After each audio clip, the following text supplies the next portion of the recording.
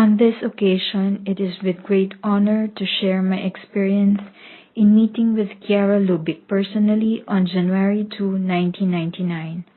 I was in Lubich, Italy, at a house for young people coming from different places who are there to make the experience of unity and universal fraternity. It marked a milestone in my life. On that day, she gave me all she has in her deep heart as she did the same to her other children, that God is love. Yes, she transmitted love into my life. The gaze of Chiara on that day while answering my question always remained in my heart. It was a very intense moment because it was not only an ordinary gaze. Chiara has looked inside my soul and has transmitted in me a great light. Everything that happened in my life before that moment has found its significance.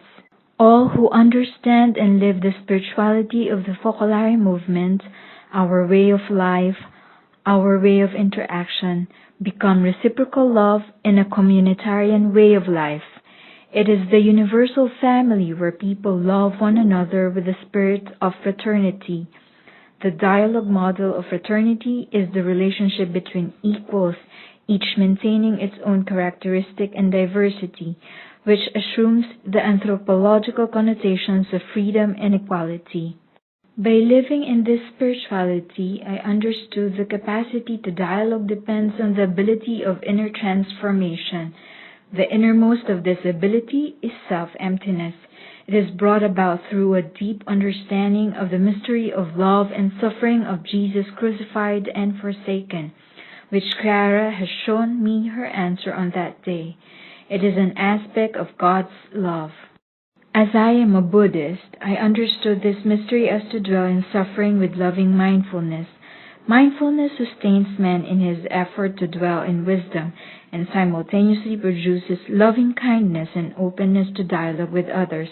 And the meaning of self-emptiness makes us understand that man's acquiring such inner freedom, freedom from self, from negative emotions, and obsessive self-concern, is the essential condition for goodness and thus for social liberty.